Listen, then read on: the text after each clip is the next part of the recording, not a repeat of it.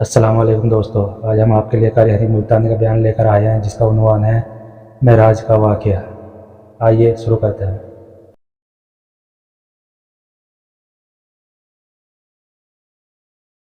وسلم کی معراج شریف کے بارے میں کچھ عرض کیا تھا۔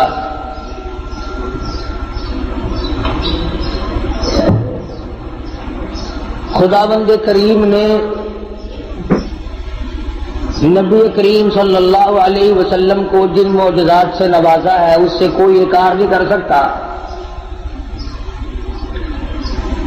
مسلمان تو مسلمان، غیر مسلم بھی انہیں تسلیم کرتے ہیں۔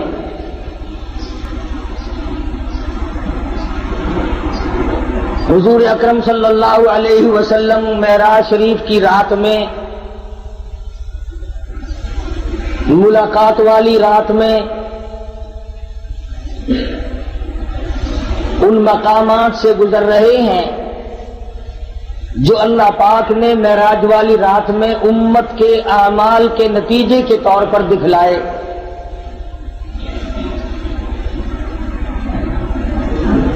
ارشاد فرماتے ہیں، میں نے ایک آدمی کو دیکھا، وہ لیٹا ہوا ہے اور دوسرا ایک اس کے سر پر بہت بڑا پتھر لے کے کھڑا ہوا ہے۔ وہ کھڑا ہونے والا اس لیٹنے والے کے سر میں اتنا زور سے پتھر مارتا ہے کہ سر ریزہ ریزہ ہو جاتا ہے، اور وہ پتھر لڑک کر بہت دور جا کے گرتا ہے۔ جب تک وہ پتھر اٹھانے کے لیے جاتا ہے جس نے مارا تھا، اس وقت تک وہ سر بالکل صحیح سالم ہو جاتا ہے، اور وہ اس پتھر کو اٹھا کر لا کے پھر دوبارہ اس کے سر میں مارتا ہے۔ عرض کیا صحابہ کرام نے، یا رسول اللہ صلی اللہ علیہ وسلم، وہ کون آدمی ہوگا؟ ارشاد فرمایا، وہ آدمی جس کو اللہ نے قرآن کا علم دیا، قرآن کریم کی دولت دی، لیکن وہ بدعملی کرتا تھا، رات کو دن کو تغافل کرتا تھا، لوگ مصلی پہ اللہ اللہ کیا کرتے تھے اور وہ سویا کرتا تھا۔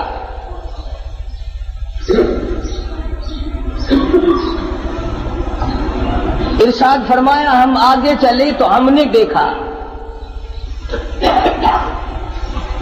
چند آدمی ہیں،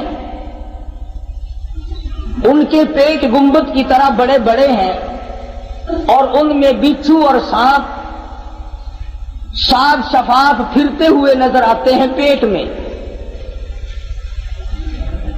حضور صلی اللہ علیہ وسلم نے فرمایا کہ ہم نے پوچھا، جبریل یہ کون لوگ ہیں؟ جواب ملا، یہ امت کے سود کھانے والے لوگ ہیں، بیاج کھانے والے آدمی ہیں۔ آج احتیاط نہیں، پرہیزگاری نہیں، سوچو بچار نہیں۔ حدیث شریف میں آتا ہے جس کا مفہوم یوں ہے کہ جس نے 4 آنے سود کے کھائے، بیاج کے کھائے، گویا اس نے اپنی سگی ماں سے 35 مرتبہ زنا کیا ہے۔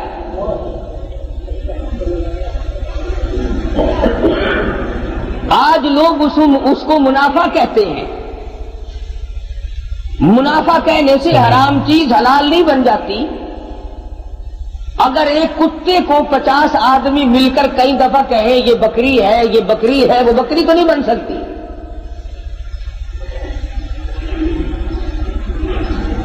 ارشاد فرمایا مدنی کریم صلی اللہ تعالی علیہ وسلم نے، ہم نے ایک آدمی کو دیکھا جس آدمی کو جنت کے دروازے کی طرف سے اس کا نام لے کر آواز آئی، وہ دوڑ کے اس کی طرف گیا، اس کے جانے سے پہلے وہ دروازہ بند ہو گیا۔ پھر دوسرے دروازے سے آواز آئی، اس کی طرف دوڑ کر گیا، پھر وہاں سے بھی بند ہو گیا۔ پھر تیسرے دروازے کی طرف سے آواز آئی، یہی جنت کے ہر دروازے سے آواز آتی ہے، وہ دوڑ کے جاتا ہے تو دروازہ فوراً بند ہو جاتا ہے۔ پوچھا گیا یہ کون آدمی؟ ارشاد فرمایا مدنی کریم صلی اللہ تعالی علیہ وسلم نے یہ وہ آدمی ہوگا جو دین کے معاملے میں لوگوں سے دھوکہ کیا کرتا تھا۔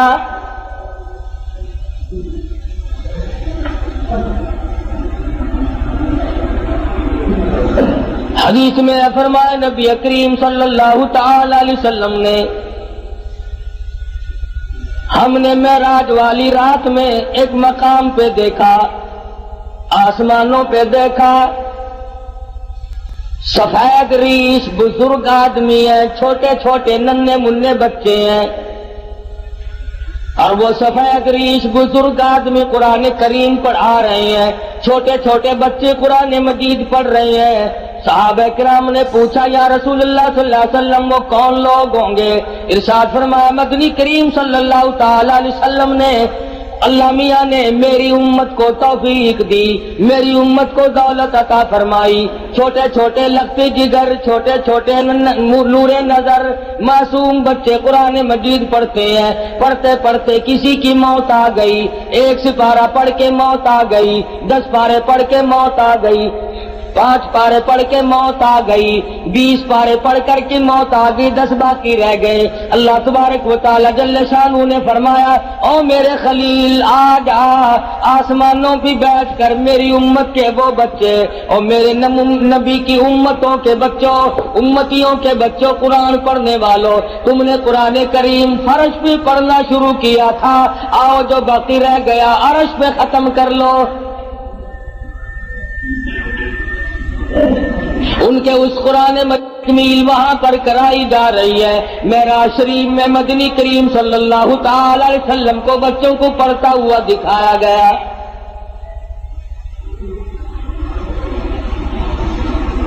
سرکار مدینہ صلی اللہ تعالی علیہ وسلم براق پہ سوار ہے، بیت المقدس میں تشریف لے آئے۔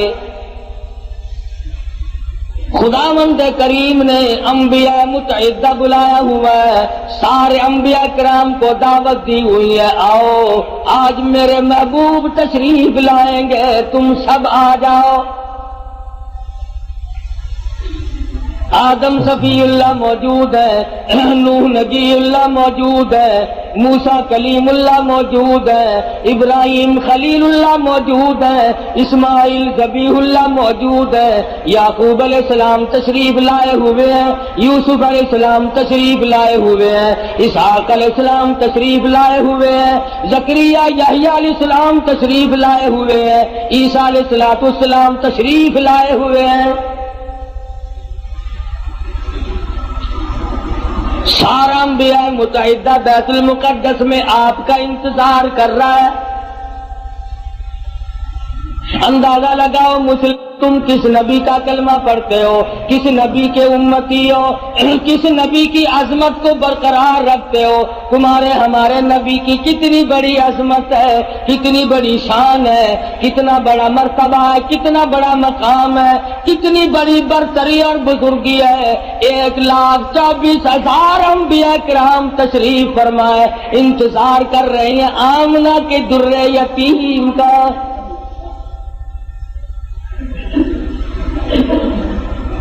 بیت المقدس میں براق پہ سوار ہو کر کے پہنچے، آپ نے انگلی کا، حضرت جبریل امین نے انگلی پتھر کو لگائی، اس میں سوراخ بن گیا، براق کو وہاں پر باندھ دیا گیا۔ مدنی کریم صلی اللہ علیہ وسلم اندر تشریف لائے۔ سب سے پہلے آدم علیہ السلام آگے بڑھے، خطبہ استقبالیہ پڑھا،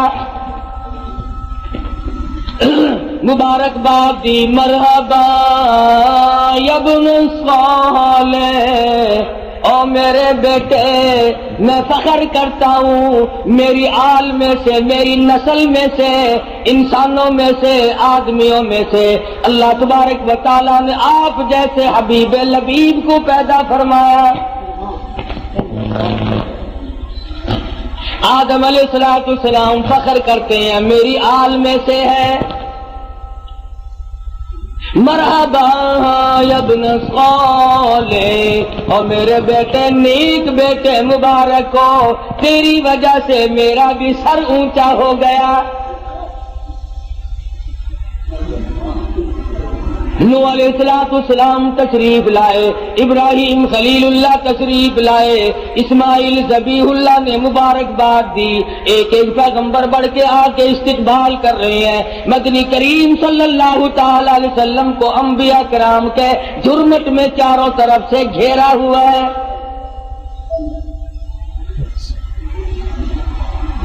معلوم یہ ہوا آدم علیہ السلام کا یہ بھی عقیدہ کوئی نہیں کہ مدنی کریم صلی اللہ علیہ وسلم ہر وقت ہر جگہ موجود ہے۔ اگر پہلے سے موجود ہوتے آدم علیہ السلام کھڑے ہو کر استقبال نہ کرتے۔ ابراہیم خلیل اللہ کا بھی عقیدہ نہیں، موسیٰ کلیم اللہ کا بھی عقیدہ نہیں، عیسیٰ روح اللہ کا بھی عقیدہ نہیں، تمام پیغمبروں کا، انبیاء کرام کا، رسولوں کا کسی کا یہ عقیدہ نہیں۔ حضور تشریف لائے تو سارے نبی کھڑے ہو گئے۔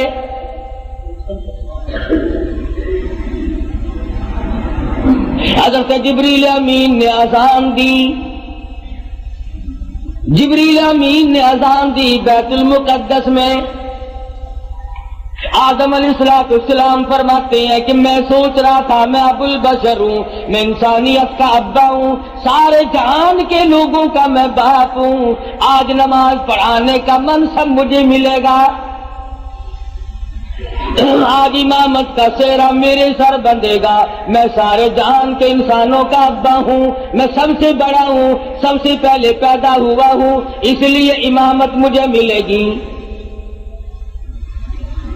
سیدنا نوح علیہ السلام سوچ رہے تھے مجھے ملے گی، میں نے اللہ کے نام کے لیے 950 برس مار کھائی ہے۔ ابراہیم خلیل اللہ سوچ رہے ہیں میرا نمبر لگے گا، مجھے آج منصب امامت ملے گا، میں نے بڑی مار کھائی ہے، چیخا میں مجھے ڈالا گیا، میں نے بڑی قربانیاں دی ہیں۔ ہر کا اپنا اپنا خیال ہو رہا ہے، ہر نبی کا اپنا اپنا زوم ہے، اپنا اپنا دل و دماغ کی سوچ و بچار ہے۔ جب اذان ہو چکی اس کے بعد محمد مدنی صلی اللہ علیہ وسلم کو جبریل امین نے مصلی کی طرف بڑھا دیا۔ کیوں بڑھا دیا؟ معراج جو ہے وہ ہزاروں مسئلوں کا حل ہے، ہزارہ مسئلوں کی صفائی ہو رہی ہے۔ آج یہاں پہ یہ مسئلہ بھی صاف ہو گیا کہ او آدم، بے شک تم انبیاء علیہ السلام کے بھی سارے جہان کے انسانوں کے تم ابا ہو، لیکن میرے نبی کی موجودگی میں تم مصلی پہ قدم نہیں رکھ سکتے۔ نوح نبی اللہ مانتا ہوں تم نے میرے نام پہ بڑی مار کھائی ہے، صلی اللہ علیہ وسلم، پر آج مسئلے بھی تو صاف کرنے ہیں۔ کالی کملی والے صلی اللہ علیہ وسلم کی موجودگی میں اے نوح علیہ السلام تمہیں مصلی پہ قدم رکھنے کی اجازت نہیں۔ ابراہیم خلیل اللہ ٹھیک ہے آپ نے میری توحید کے لیے بڑی بڑی مار کھائی ہے، بڑی بڑی تکلیف اٹھائی ہے، بڑی بڑی پریشانیاں جھیلی ہیں، مگر کالی کملی والے صلی اللہ علیہ وسلم کے ہوتے ہوئے آپ کو مصلی پہ قدم رکھنے کی اجازت نہیں۔ ذبیح اللہ کو اجازت نہیں، کلیم اللہ کو اجازت نہیں، عیسیٰ روح اللہ کو اجازت نہیں۔ یہ مسئلے صاف کر دیے گئے، جہاں میرا نبی موجود ہو، نماز پڑھانے کے لیے تیار ہو، مصلی سے بالکل قریب ہو، کسی کو مصلی پہ چڑھنے کی اجازت نہیں۔ آج یہ لوگ کیسے دو رنگے مسئلے کرتے پھرتے ہیں کہ نبی ہمارے نبی حضرت محمد الرسول اللہ صلی اللہ علیہ وسلم ہر وقت موجود ہے اور ہر جگہ موجود ہے، اور مولوی مصلی پہ کھڑا ہو کر کے پھر دندناتا ہے، لوگوں لکھ کے لے جاؤ، یاد کر کے لے جاؤ، پکا کے لے جاؤ، درنگی چھوڑ دے یک رنگ ہو جا، یا سراسر موم ہو یا سنگ ہو جا۔ اور نبی کے ماننے والے اور کلمہ پڑھنے والے نبی کی موجودگی میں خلیل اللہ قدم نہیں رکھتے، کلیم اللہ قدم نہیں رکھتے، ذبیح اللہ مصلی کی طرف نہیں جاتے، تیری کیا مجال ہے؟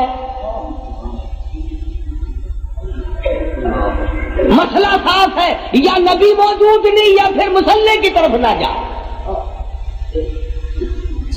کیا مجال ہے کسی کی؟ اپنی بات کروں، نبی کی موجودگی میں قاری حنیف کی کیا مجال ہے کہ مصلی کی طرف قدم اٹھائے؟ 1,24,000 نبی جب کالی کملی والے صلی اللہ علیہ وسلم کو انہوں نے مانا اور دیکھا کہ یہاں پر تشریف فرما ہے، آسمان سے، آسمان و زمین کے مالک کی آواز آئی، خبردار میرے محبوب کی توہین نہ ہونے پائے۔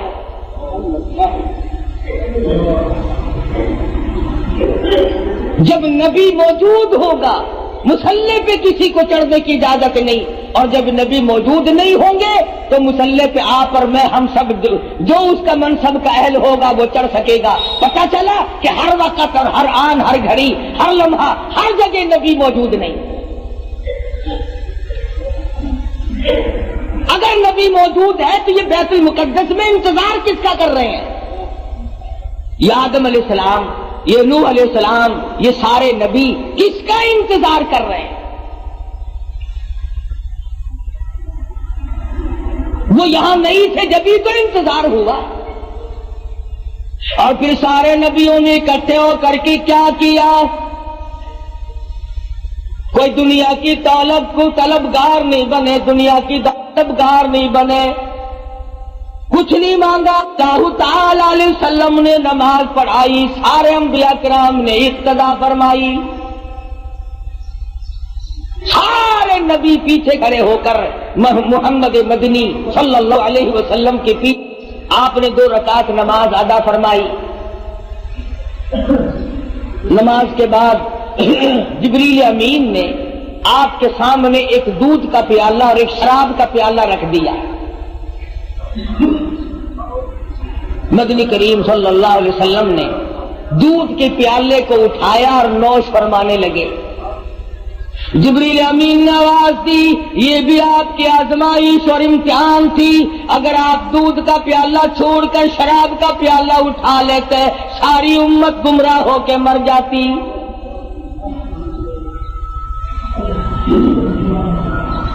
یہ جو اب بھی پیتے ہیں انہیں ہے اس بات کا احساس کہ شراب کی حرمت اور نجس ہونے میں کسی کو کیا تردد ہے؟ قرآن کریم میں جہاں شراب کی حرمت کا ذکر فرمایا انما حرم علیکم المیتۃ والدم ولحم الخنزیر وما اہل به لغیر اللہ۔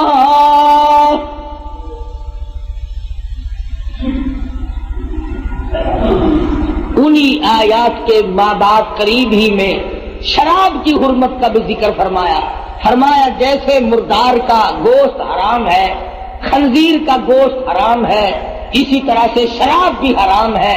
اگر اس کا قطرہ کپڑے کو لگ جائے تو وہ پلیت ہوگا۔ لاکھوں من پانی کنویں میں ہوتا ہے، 2 قطرے شراب کے ڈال دو، تمام مسلمانوں کا اتفاق ہے کہ پانی پلیت ہو جاتا ہے۔ پانی تو پلیت ہو جاتا ہے، مگر جو کلمہ گو مسلمان کہلانے والے بوتلیں ڈکار جاتے ہیں وہ اب بھی پاک ہیں، وہ نجس نہیں ہوتے، وہ پلیت ہوتے ہی نہیں۔ صحابہ کرام رضوان اللہ تعالی علیہم اجمعین کی جماعت نے ان تمام مسئلوں کو سنتے ہی فوراً تمام چیزوں کو پرے پھینک دیا۔ علماء کرام نے لکھا ہے جس دن شراب کی حرمت کا ذکر آیا قرآن مجید میں حکم نازل ہوا، مدینے پاک کی گلیوں میں شراب کا سیلاب آ گیا۔ جس کے پاس مٹکا تھا مٹکا توڑ دیا، بوتل تھی بوتل توڑ دی، سراہی تھی وہ بھی توڑ ڈالی، تمام کی تمام شراب کو حرام سمجھ کر پھینک دیا، اور پھر ساری زندگی اس کے قریب کر نہ گئے۔ آج مسلمان حرام بھی کرتے رہتے ہیں، مگر جن کو مل جاتی ہے وہ چھوڑنے کے لیے بھی تیار نہیں۔ حدیث پاک میں آتا ہے کہ شراب پینے والے کو اللہ میاں کبھی بھی نظر کرم سے نہیں دیکھے گا، کسی وقت میں بھی کسی حالت میں بھی اس کی طرف نظر کرم ہوگی ہی نہیں۔ محمد مدنی صلی اللہ تعالی علیہ وسلم کا زمین کا معراج ختم ہو گیا، اس کو سفر اسرا سے تعبیر کرتے ہیں۔ سبحان الذی اسری بعبدہ لیلا من المسجد الحرام إلى المسجد الأقصى الذي باركنا حوله لنريه من آياتنا إنه هو السميع البصير۔ پاک ہے وہ ذات جس نے یہ سارا سفر کرایا، جو زمین میں بیت المقدس سے بیت الحرام سے لے کر کے بیت المقدس تک لے گیا، اور راستے میں بڑے بڑے عجائب دکھائے، بڑے بڑے منظر دکھائے۔ یہاں تک علماء کرام نے لکھا ہے کہ جنت و دوزخ کی بھی سیر کرائی۔ مدنی کریم صلی اللہ تعالی علیہ وسلم نے ارشاد فرمایا، جب میں نے جہنم کو دیکھا تو اس میں اکثریت عورتوں کی پائی۔ فرمایا جب میں نے جہنم کو دیکھا اس میں عورتیں زیادہ تھی، کئی حصے زیادہ مردوں سے عورتیں تھیں۔ صحابہ کرام نے عرض کیا یا رسول اللہ صلی اللہ علیہ وسلم اس کی وجہ کیا ہے؟ ارشاد فرمایا عورت کی ذات میں ناشکری بڑی ہے، 20 30 40 50 برس تک خامن اس کو کپڑا لا کے دیتا رہے، اچھے سے اچھا کھلاتا رہے، ایک دن اگر تنگی کہا جائے تو فوراً کہتی ہے تیرے گھر میں ہم نے کبھی کچھ بھی نہیں دیکھا۔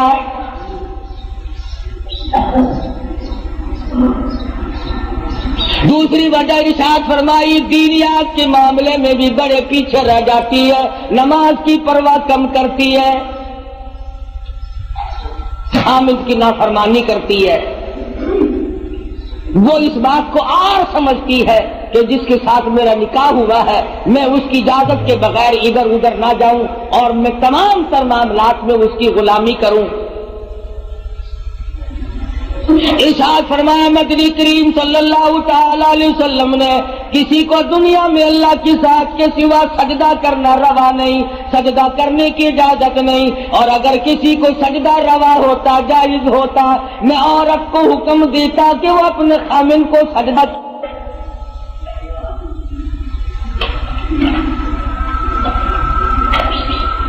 ارشاد فرمایا مدنی کریم صلی اللہ تعالی علیہ وسلم نے عورتیں شرک کے اندر بڑی زیادہ مبتلا ہوتی ہیں، عقیدہ بڑا کچا رکھتی ہیں۔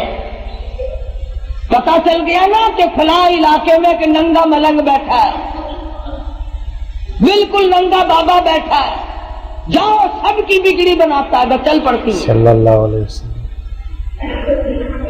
کیا مسلمانی ہے، کیا ایمان ہے، کیا قرآن ہے؟ اور ظالم و ننگا ہونا کوئی علامت ہے خدا بننے کی؟ خدا کا پیارا ہونے کی علامت کس نے بتائی؟ مدنی کریم صلی اللہ تعالی علیہ وسلم کو جبریل امین نورانی سینے اور پیڑی کے ذریعے آسمانوں کے پہلے آسمان کے قریب لے گئے، دروازے پہ دستک دی، اوپر سے پوچھا مما کا کون ہے؟ آواز دی انا جبریل۔ کون ہے؟ میں جبریل ہوں۔ مما کا تیری ساتھ کون ہے؟ کہتا مائی محمد صلی اللہ علیہ وسلم۔ آسمان کے نوری فرشتوں تمہیں مبارک ہو، تم آج تک بڑے مشتاق تھے، بڑے منتظر تھے، تمہارے بڑے ارمان تھے، بڑی حسرتیں تھی، آج میری ساتھ محمد مدنی صلی اللہ علیہ وسلم تشریف لائے۔ پہلے آسمان پہ فرشتے قطار باندھے ہوئے تھے، دیدار کے مشتاق تھے، منتظر تھے۔ مدنی کریم صلی اللہ علیہ وسلم آسمان پہ پہنچے، فرشتوں نے دیدار کیا۔ مسلمانوں جس کی دیدار کے مشتاق اور آرزومند آسمانوں کے بیت المعمور کی فرشتے ان کی دیدار کے تم مشتاق کیوں نہیں بنتے؟ مبارک ہے ان لوگوں کو جن کو اس دنیا ہی میں حضور کی زیارت ہوئی۔ مولا راستے میں مسجد آئی، ویران سی مسجد ہے، آباد نہیں ہے، تو مولانا نے اذان دی اور نماز عشاء کے قریب ایک آدمی آیا اور 3 روٹیاں لا کر کے حضرت مولانا کے حوالے کر دی۔ نے روٹیاں کھا لی، نماز پڑھی، سو گئے۔ فرماتے ہیں مجھے ایک ہی رات میں 3 مرتبہ مدنی کریم صلی اللہ علیہ وسلم کی زیارت ہوئی، 3 مرتبہ دیدار نصیب ہوا سرکار دو جہاں حضرت محمد الرسول اللہ صلی اللہ علیہ وسلم۔ فرماتے ہیں میرا دل للچایا، مجھے حسرت آئی، میری آرزو ہوئی کہ یہ تو بڑی مبارک جگہ ہے، مجھے یہی ٹھہرنا چاہیے، میں یہ جگہ چھوڑ کے نہیں جاتا۔ اگلے دن وہی قیام کیا، اگلی رات آئی، وہی نماز کا وقت آیا اور ایک آدمی آیا اور اس کے ہاتھ میں 2 روٹیاں تھی، مولانا 2 روٹیاں دے دی۔ مولانا فرماتے ہیں میں 2 روٹیاں کھا کر کے سو گیا، اس رات میں مجھے 2 مرتبہ حضور اکرم صلی اللہ علیہ وسلم کی زیارت ہوئی۔ میں بڑا حیران ہوا کہ کل تو 3 دفعہ ہوئی تھی، آج 2 دفعہ ہوئی ہے۔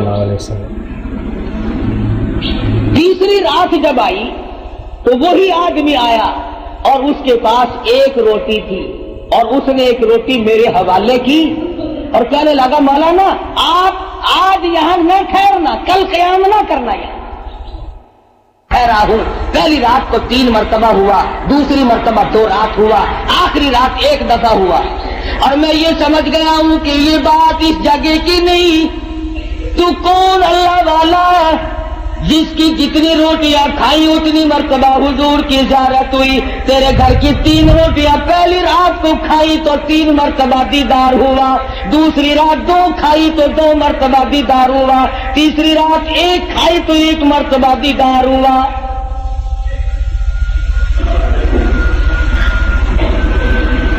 تو ایسا کیا عمل کرتا ہے؟ محمد مدنی صلی اللہ علیہ وسلم نے ایسی لوگوں کے دلوں میں محبت پکڑی ہے، امت کے وہ لوگ جو سب کچھ قربان کر دیں۔ دیدار ہوا، دوسری رات 2 کھائی تو 2 مرتبہ دیدار ہوا، تیسری رات 1 کھائی تو 1 مرتبہ دیدار ہوا۔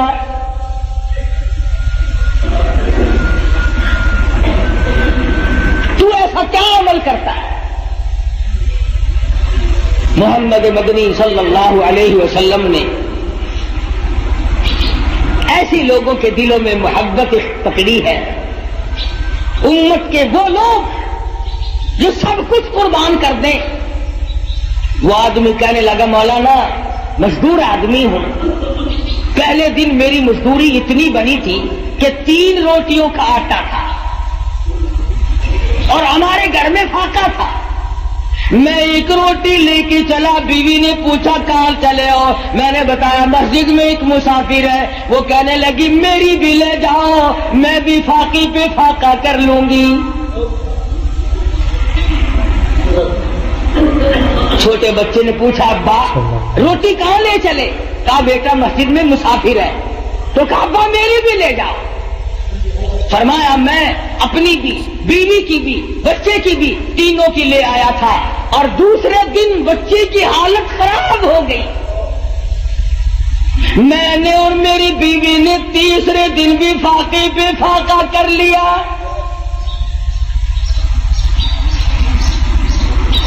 اور آج 4تھا دن جب ہو گیا تو بیوی کی بھی حالت خراب ہو گئی، اس کے نام کی بھی اس کو دے آؤں، کل کو 5واں دن ہو جائے گا، مجھے اپنا اعتبار نہیں، اس لیے عرض کرتا ہوں کل کو آپ یہاں پر تشریف نہ رکھیں۔ اس دنیا میں، اس زندگی میں یہاں جیتے جاگتے بے شمار لوگ ایسے ہیں جن کو محمد مدنی صلی اللہ علیہ وسلم کی زیارت ہوئی، مگر شرط یہ ہے کہ آدمی سنت کا تابع دار ہو، پیروکار ہو، محمد مدنی صلی اللہ علیہ وسلم کی غلامی وہ اس قدر کرتا ہو، اس کی زندگی سنت کے راہ پر ہر وقت مر مٹنے کے لیے تیار رہتی ہے۔ ہمیں تو سنتوں سے آر ہے، ہمیں سنتوں سے نفرت ہے، بدعت سے پیار ہے، اور ہم ایسے لوگوں کو بڑا تلاش کرتے ہیں۔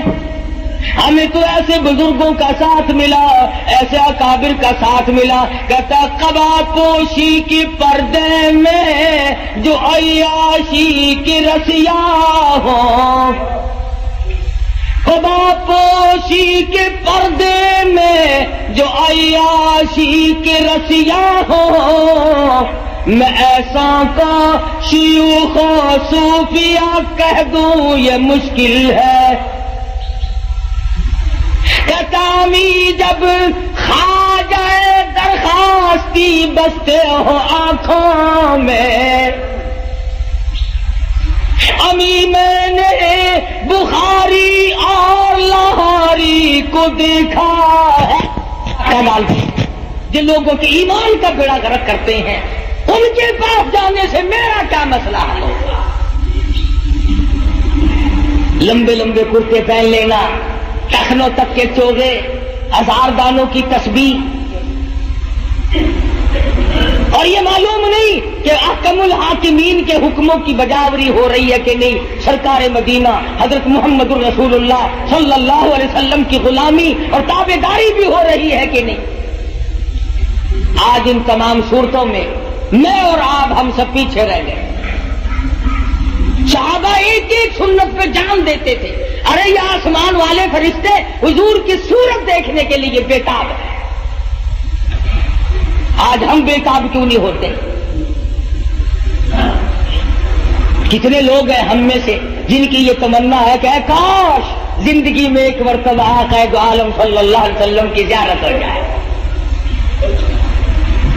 جب تمنا ہی نہیں، آرزو ہی نہیں، تو ہوگی کیسے؟ اور کون سی وہ صورت بنے گی جس صورت میں جا کر کے ہم ان تمام چیزوں کو کامیابی سے ہمکنار کر سکیں گے؟ خدا بند کریم نے اتنا اونچا مقام، اتنا اونچا مرتبہ عطا فرمایا کہ سدرۃ المنتہا کے فرشتے منتظر کھڑے ہیں، بیت المعمور کے فرشتے، نوری فرشتے منتظر کھڑے ہیں، جبریل امین ساتھ آئے ہیں، سارے آسمان میں شور مچا ہے، آؤ زیارت کرو، امام الانبیاء ہے۔ پھر ان کو نکالنا، درجات سے منع کرنا کہ جی یہ تو انسانوں میں سے بھی نہیں، یہ تو آدم علیہ الصلوۃ والسلام کی آل میں سے نہیں، یہ کوئی مسائل ہے؟ کھلی ہوئی بات کا انکار کرنا۔ حضور اکرم صلی اللہ علیہ وسلم تشریف لے جا رہے ہیں جہاں عیسیٰ علیہ الصلوۃ والسلام پیدا ہوئے تھے، وہ مقام آیا، جبریل امین نے عرض کیا یا رسول اللہ تشریف لے آؤ، نیچے اتر آؤ، یہاں 2 رکعت نماز ادا کرو۔ یہ مولود عیسیٰ ہے، یہ عیسیٰ علیہ الصلوۃ والسلام کی پیدائش کی جگہ ہے، آپ یہاں پر نیچے نزول فرمائیے۔ مدینے پاک آیا، فرشتے نے بتایا کہ یہ آپ کی ہجرت گاہ بنے گی، آئیے نیچے 2 رکعت نماز ادا کیجیے۔ ہر مقام پہ نماز ادا ہو رہی ہے۔ سوال کرو پروردگار عالم کیا بات ہے، لفظ عبد کیوں استعمال کیا؟ کیوں نہیں فرمایا اسرا بنبیہ؟ میں نے سیر کرائی اپنے نبی کو، اسرا برسولہ، کیوں نہیں فرمایا اسرا بنورہ؟ نہیں فرمایا۔ فرمایا او لوگوں تمہیں کیا معلوم ملاقات برات والی رات ہے، معراج والی رات ہے۔ خدا کی قسم اس رات کی عظمتوں کا کیا کہنا، جس رات کو امام الانبیاء محبوب کبریا حضرت محمد مصطفیٰ صلی اللہ علیہ وسلم مہمان بنے ہو، اللہ کریم میزبان بنا۔ إلى المسجد الحرام إلى المسجد الأقصى، مسجد اقصی تک درمیان میں چل رہے ہیں۔ ایک عورت آتی ہے اور حضور اکرم صلی اللہ علیہ وسلم کو سلام کہتی ہے۔ حضور اس کو جواب دینے لگے، جبریل امین نے روک دیا کہ آپ اس کے سلام کا جواب نہ دیں ورنہ پوری امت گمراہ ہو جائے گی۔ ہاں، پوری امت گمراہ ہو جائے گی۔ کیوں؟ کہ یہ دیکھنے میں عورت ہے، یہ حقیقت میں دنیا ہے جو گمراہ کرتی ہے لوگوں کو۔ آپ اس کے سلام کا جواب نہ دیں۔ پتا چلا کہ عورت کا روپ ڈھار کر دنیا میں معراج والی رات میں پیغمبر خدا صلی اللہ علیہ وسلم کے سامنے آئی۔ آج آپ تجربہ کر لیں، پوری دنیا کو اس وقت عورتوں نے لپیٹ رکھا ہے۔ اچھا بھلا آدمی حاجی نمازی ہوتا ہے، نیک ہوتا ہے، ذرا سا منہ بنا کر کے بیوی کہتی ہے آسے پاسے ہر کسی دے گھر ٹی وی لگ گئی ہے، ساڈے گھر کا ہی نہیں۔ وہ ویلے سو حاجی کی جان نکل جاتی ہے۔ جو بچارا یہ آخے نا تیری طبیعت سیٹ نہیں رہتی، آخر کیویں طبیعت سیٹ رہے؟ کوئی ویلا گزرن تو تسا میرے واسطے ہیلا کیتا ہے؟ کوئی ریڈیو، کوئی ٹی وی، کوئی ٹیپ، کوئی سے ہوئے نا۔ خبر کا بالکل فکر نہیں۔ تمام لوگ ایک دوسرے کے ساتھ راہ میں بیٹھے ہیں، اور پھر دوسروں کی عورتوں والی بات تو دنیا کیا کرتی ہے، فلانے ملک کی عورت یوں ہے، فلانے ملک کی عورت یوں ہے۔ اور پاکستان کے مسلمانوں، تمہیں شرم نہیں آتی؟ تم ٹی وی پہ، فلموں پہ اپنی بیٹیوں کے ناچ دیکھ کر بڑے خوش ہوتے ہو، اپنی بہنوں کو ناچتا ہوا دیکھ کر، بدماشی کرتے ہوئے دیکھ کر بڑے خوش ہوتے ہو۔ گورنمنٹ بڑی راضی ہے کہ ہم نے 3 طریقے سے لوگوں کو بدماش بنانا شروع کر رکھا ہے، ریڈیو کے ذریعے، ٹی وی کے ذریعے، اخبارات کے ذریعے۔ پورے ملک کو، پوری قوم کو بدماش بنانے کا پروگرام تقریباً 8-10 سال سے چل رہا ہے، اور بنا دیا بدماش۔ شرافت کا جنازہ نکل گیا، غیرت کا تختہ ہو گیا۔ ڈوب کے مر جائے ہم مسلمان کہلاتے ہوئے۔ مدینے پاک میں اللہ پاک ہر ایک کو زیارت نصیب فرمائے۔ ایک عورت گزر رہی ہے، بڑی خوبصورت ہے، بڑی حسینہ ہے، بڑی جمیلہ ہے، بہت انداز ہے، بڑی شوق نظر ہے، آنکھیں بڑی خوبصورت ہے۔ ویسے پردے میں تھی، ایک آنکھ ذرا کھل گئی، ایک دیوانے نے دیکھ لی، وہ کہنے لگا میں اس آنکھ پہ فرشتہ ہو گیا ہوں، میں مر گیا ہوں اس آنکھ پہ۔ گھر گئی، چاقو لیا، آنکھ نکال کر اس دیوانے کے پاس بھجوا دی کہ تجھے اس سے عشق تھا، یہ آنکھ سنبھال لے۔ پڑوسنوں نے کہا، عورتوں نے کہا، ارے آنکھ کھو دی، کالی ہو گئی، چہرہ بگڑ گیا۔ کہنے لگی جس آنکھ کو غیر آدمی دیکھ کر مستی کرتا ہو، اس آنکھ کو رکھنا جائز نہیں ہو۔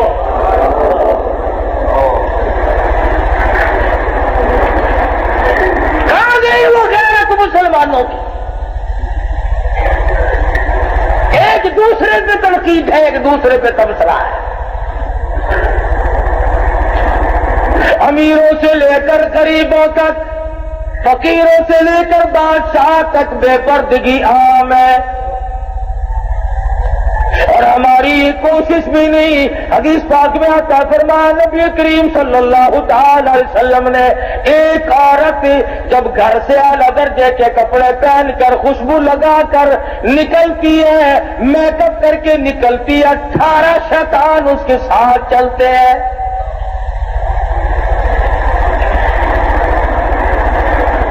موجرا دیا غیرت کا۔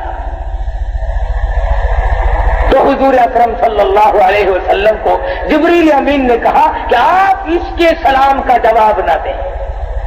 حضور نے جواب نہ دیا, آگے چلے. فرماتے ہیں نبی کریم صلی اللہ علیہ وسلم میں نے ایک مخلوق دیکھی, میں نے لوگ دیکھے بہت زیادہ تھے, ایسا بدبودار, ایسا سڑا ہوا, ایسا فونت والا گوشت کھا رہے تھے. حضور فرماتے ہیں اگر ایک رتی کے برابر دنیا میں ظاہر کر دیا جائے, پوری دنیا بدبو کی وجہ سے تباہ و برباد ہو جائے. ایسا گوشت لوگ کھا رہے تھے, ہزاروں کی تعداد میں تھے, لاکھوں کی تعداد میں تھے. ایسا گوشت کھایا جس کے کھانے سے بدبو آ رہی تھی, وہ سڑا ہوا گوشت تھا. صحابہ کرام نے عرض کی یا رسول اللہ وہ کیا چیز تھی؟ ارشاد فرمایا امت کے جن لوگوں پہ زکات فرض اور واجب ہے, زکات کو روک کر جو اس مال کو کھاتے ہیں ان لوگوں کو وہ گوشت کھانا پڑے گا. حضرت شاہ عبدالعزیز دہلوی سب کا رحمت اللہ علیہ, ان کے زمانے میں ایک آدمی تھا, امیر آدمی تھا لیکن بخیل تھا, اپنی اولاد کو بھی خرچ کرنے کے لیے پیسے نہیں دیا کرتا تھا. جس وقت اس کی موت آئی تو لڑکے نے غصے میں آ کر اشرفیوں کی تھیلیاں اپنے باپ کے ساتھ قبر میں رکھ دی کہ ہمیں دنیا میں برتنے کو نہیں دی, اب ہم استعمال نہیں کرتے, دفع کر اپنے ساتھ ہی لے جاؤ. قبر میں رکھ دی, دفن کر دیا. کچھ دنوں کے بعد لڑکے کی حالت غیر ہو گئی, غریب اور قلاش ہو گیا. دل میں آیا اچھا نہ کیا وہاں رکھ دیے, آج کام آ جاتے. دوسرے مرحلے میں دل میں یہ بات آئی کہ اب کون سا تو اٹھا کے لے گیا, ان کو نکال لاؤ, ہمت کرو. بس رات کا وقت تھا, اوزار لیے, کیلی کسیلی اور جا کر باپ کی خبر کھود دی. اس نے اشرفیوں کا تھیلا بھر کے وہاں رکھا تھا. جب اس نے روشنی کی تو کیا دیکھتا ہے وہ تھیلا موجود نہیں. سر سے لے کر پیروں تک ایک ایک کر کے جیسے ستارے عورتیں کپڑے کو لگاتی ہے, سر سے لے کر پاؤں تک سارے بدن پہ اشرفیاں ٹکی ہوئی ہے. کل بدن پہ, تمام کے تمام بدن پہ ایک ایک کر کے ستارے لگے ہوئے ہیں, اشرفیاں یوں ٹکی ہوئی ہیں. یہ لڑکا کہتا ہے کہ ایک اشرفی اتارنے کے لیے میں نے یہ 2 انگلیاں لگائی تھی, بس انگلیوں میں وہ سار مچا, وہ سوزش ہوئی, وہ جلن ہوئی, قبر مشکل سے پوری کری, سب کچھ وہیں چھوڑ دیا. دہی میں رکھتا, دوا میں رکھتا, منہ میں انگلیوں کا رکھتا, چین نہیں آئی. کسی کو کیسے بتائے کہ میرے باپ کا کیا حال ہے. بڑے علاج معالجے کیے, بتاتا کسی کو نہیں. جب چاروں طرف کی علاج معالجے سے تھک گیا, شاہ عبدالعزیز دہلوی رحمت اللہ علیہ کی خدمت میں آیا اور کہنے لگا شاہ صاحب ذرا دم فرما دو, نہ معلوم کوئی پھوڑا نکلتا ہے, نہ معلوم کیا چیز ہے, میری 2 انگلیوں میں 3-4 دن ہو گئے چین نہیں پڑتی. شاہ صاحب نے دم فرمایا, کچھ پڑھ کے پھونکا اور پوچھا درد ہے؟ اس نے کہا جی ویسے ہی ہے جیسے پہلے تھا. شاہ صاحب نے پھر کچھ پڑھا اور دم فرمایا اور پوچھا کچھ فرق پڑا؟ اس نے کہا نہیں جی ویسا ہی درد ہے جیسے پہلے تھا. پھر تیسری مرتبہ شاہ صاحب نے کچھ پڑھا اور دم فرمایا اور پوچھا کہ کچھ کم ہے؟ اس نے کہا نہیں جی جو کا تو ہے, اس میں کوئی فرق نہیں آیا. اللہ اکبر. شاہ عبدالعزیز دہلوی رحمت اللہ علیہ فرمانے لگے پھر یہ سوزش, یہ جلن تھوڑے کی نہیں, پھنسی کی نہیں, یہ جلن کسی آگ میں جلے ہوئے کی نہیں, یہ کسی تکلیف کی نہیں. ایسا معلوم ہوتا تیری انگلیاں جہنم کی آگ میں جلی ہوئی ہے.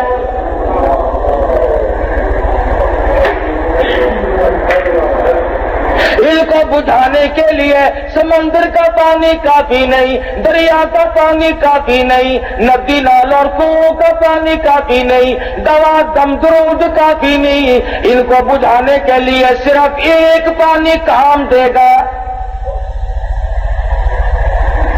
پھر اس نے شاہ صاحب کے سامنے بات کھول دی کہ آپ کا فرمان صحیح ہے، ایسے ایسے کر کے میں نے اپنے والد کی خبر کو کھودا اور اشرفی اتارنے کے لیے یہ 2 انگلیاں لگائی تھی، اس دن سے آج تک ان میں چین نہیں پڑتی۔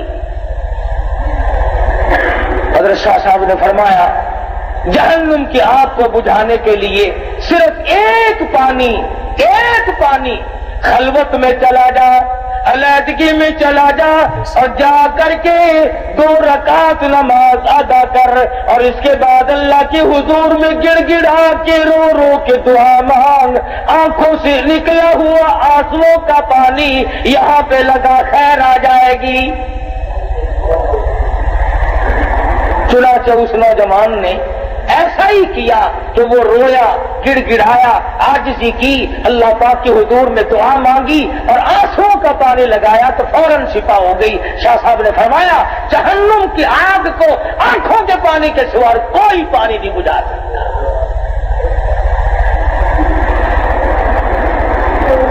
فرمایا ہم نے دیکھا ان لوگوں کو جو بدبودار گوشت کھا رہے تھے، اور وہ لوگ ہیں جو زکات کے مال کو روک کر کے اس مال کو خود کھا لیتے ہیں، بہانے کھاتے رہتے ہیں۔ اللہ پاک کا فریضہ ہے، فرمایا والذین یکنزون الذهب والفضة ولا ينفقونها فی سبیل اللہ فبشرهم بعذاب علیم۔ وہ لوگ جو اپنے خزانے کو، اپنی دولت کو جمع کرتے ہیں اور نہیں خرچ کرتے اللہ کی راہ میں، فبشرہم بعذاب علیم، انہیں خوشخبری سنا دو عذاب دردناک کی۔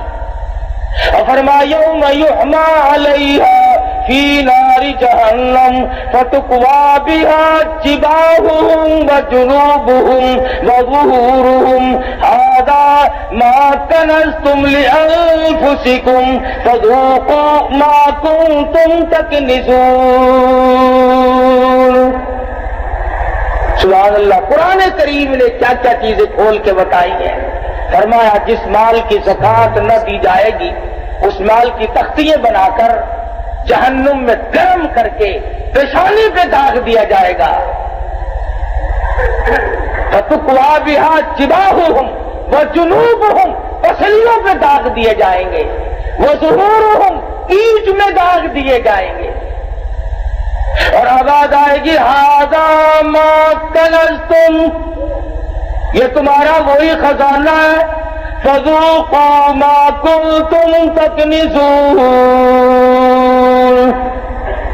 اپنے خزانے کا مزہ تو چکھو، اب ہائے ہائے کیوں کرتے ہو، اب اوف اوف کیوں کرتے ہو، اب کیا ہے گھبرانے والی بات؟ تو مدنی کریم صلی اللہ علیہ وسلم نے فرمایا کہ میں نے مستقل قوم کو دیکھا جو سڑا ہوا گوشت کھا رہی تھی۔ حضور فرماتے ہیں صلی اللہ علیہ وسلم ہم آگے چلے، ہم نے ایک غار دیکھی، ایک بہت بڑا تنور نما جگہ دیکھی جس میں عورت مرد ننگے ہیں، بہنا ہے، عورتیں بھی مرد بھی۔ حضور کا ارشاد ہے صلی اللہ علیہ وسلم، فرمایا جب آگ اوپر کو آتی ہے تو وہ ننگے بھی سب اوپر کو آ جاتے ہیں، اور جب آگ نیچے کو جاتی ہے تو وہ سب نیچے کو چلے جاتے ہیں۔ صحابہ کرام نے عرض کیا یا رسول اللہ ہمارے ماں باپ آپ پہ قربان ہو جائیں، یہ کون لوگ ہیں؟ فرمایا میری امت کے بدکار زانی مرد عورت ہوں گے۔ ایک اور حدیث میں ہے کہ زانیوں کی یہ پہچان ہوگی کہ ان کی پیشاب کی جگہ سے ہزاروں لاکھوں من پیپ بہے گا، اور یہ نشانی ہوگی کہ یہ ہے وہ بدماشی کرنے والے مردان۔ اب ایک سوال ہے یہاں پر، وہ یہ کہ مسئلہ تو ہم نے آج سنا اور ڈر بھی لگ گیا، لیکن جوانی میں، زندگی میں، ابتدا میں کبھی نہ کبھی گناہ ہو گیا، اب کیا کیا جائے؟ خدا بند عالم نے فرمایا توبوا الی اللہ توبۃ نصوحا، گناہ تو ہو گیا لیکن میرے دروازے پہ آ، میرے دروازے پہ آ کے گر جا، پڑ جا، پیشانی رگڑ دے اور میرے سوا کسی کو اپنا مشکل کشا نہ مان، اپنا حاجت روا نہ مان، اپنی بگڑی بنانے والا نہ مان، پھر میرے دروازے پہ پڑھ کے پکا عہد کر لے، پکا وعدہ کر لے آئندہ ایسا کبھی گناہ نہیں ہوگا، مجھے اپنی کبریائی کی قسم میں تجھے معاف کر دوں گا۔ مگر جب کوئی معافی طلب کرے گا جبھی تو نا کہ نبی کریم صلی اللہ علیہ وسلم نے فرمایا میں نے دیکھا کہ ایک آدمی بیٹھا ہے اور دوسرا آدمی اس کے کلے کو یہاں سے لے کر کان کی لو تک چیرتا ہے، اور جب وہ دوسری طرف چیرنے کے لیے جاتا ہے تو وہ کلہ ٹھیک ہو جاتا ہے۔ حضور فرماتے میں نے پوچھا یہ کون لوگ ہیں؟ جواب ملا میری امت کا چغل خور ہے، ادھر ادھر باتیں ملانے والا ہے۔ تو معراج شریف کی رات میں مدنی کریم صلی اللہ علیہ وسلم نے بے شمار اہم واقعات دیکھے اور اس امت کو خبردار کیا۔ اگر آج بھی ہم خبردار نہ ہوں، اب بھی ہم ان باتوں کی طرف دھیان نہ دیں تو ہماری کوتاہی ہوگی، ہمارا ہی بگاڑ ہوگا، ہمیں نقصان میں جائیں گے، کسی کا کیا بگڑے گا۔ اس لیے ہمیں اپنی زندگیوں کے اندر نماز کی، روزے کی، زکوٰۃ کی، کسی کے حقوق کی رات دن فکر رہنی چاہیے۔ نہ معلوم کس وقت بلاوا آ جائے گا۔ وہ کہتا ہے نا بہ رہی ہے ہر طرف جوئے فنا، ہر سب کے سب ہے راہ رو سوئے فنا، بہ رہی ہے ہر طرف جوئے فنا اور آ رہی ہے ہر چیز سے بوئے فنا۔ ارے نہ تم رہو گے نہ میں رہوں گا، ہم سب ایک دن قبر کے کیڑوں کی نظر ہو جائیں گے۔ اپنی زندگی کے بارے میں سوچو اور اس کے پوچھ پر عمل کرنے کی کوشش کرو۔ اللہ پاک مجھے اور آپ کو اس معراج والے نبی کے طفیل معاف کر دے، معراج والے نبی کے صدقے میں ہماری نجات فرما دے۔ وآخر دعوانا ان الحمدللہ رب العالمین۔